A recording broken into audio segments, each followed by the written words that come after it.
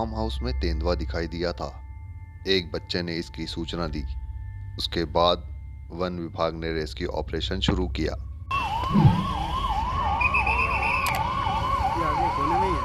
गेहूं की फसल की आड़ लेकर तेंदुए ने वन विभाग के कर्मचारियों को घंटों छकाया, लेकिन पकड़ा नहीं जा सका। शाम को सर्च ऑपरेशन बंद कर दिया गया। 2 साल पहले हुए वन्य जीवों की गणना में मध्य प्रदेश में 1817 तेंदुए मिले थे। अकेले इंदौर वन मंडल में 28 तेंदुए पाए गए थे। नमस्कार दोस्तों, आपका स्वागत है रहस्य एंड नेचर के इस वीडियो में। अगर आप चैनल पर पहली बार आए हैं तो चैनल को जरूर सब्सक्राइब करें और पास ही बने बेल के आइकन को भी दबा दें ताकि आने वाली वीडियो की जानकारी आपको मिलती रहे।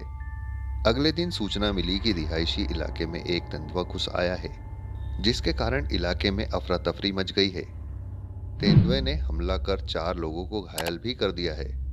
इसमें एक बच्ची भी शामिल है।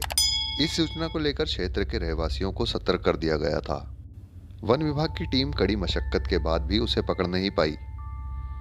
वन विभाग की टीम को पता चला कि तेंदुआ एक निर्माणाधीन मकान में छिप गया है और वन विभाग के कर्मचारी उसे निकालने की कोशिश कर ही रहे थे कि तेंदुए ने एक कर्मचारी पर भी हमला कर दिया। उसे तुरंत अस्पताल ले जाया गया। इस खूंखार तेंदुए को पकड़ने का प्रयास फिर से शुरू किया गया। जू प्रभारी उत्तम यादव के नेतृत्व में निर्माणाधीन मकान को जाल से चारों तरफ से कवर किया गया और फिर तेंदुए को बेहोशी का इंजेक्शन एयरगन की मदद से लगाया गया।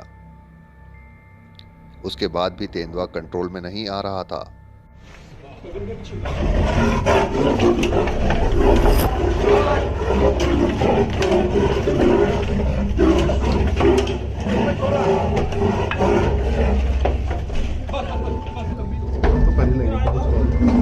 खाली पैक हो जाए।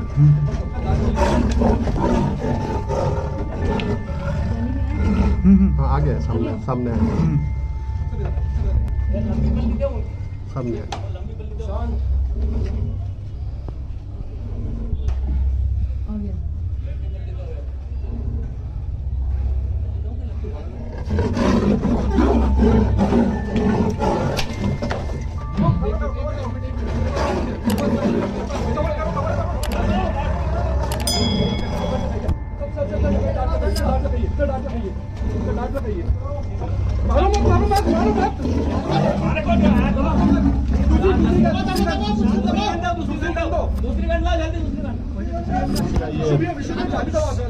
रिजेक्ट नहीं किया।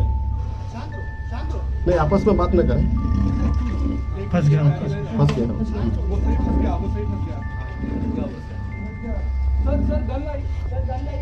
सर डांट नहीं लगा, बाहर खड़े रहो यार, अभी खड़े रहो। अरे ऐसे मतलब वो कैसे लोग दिख रहा है देखना। सर एक और ले लीजिए, सर एक और ले लीजिए, सर एक और ना।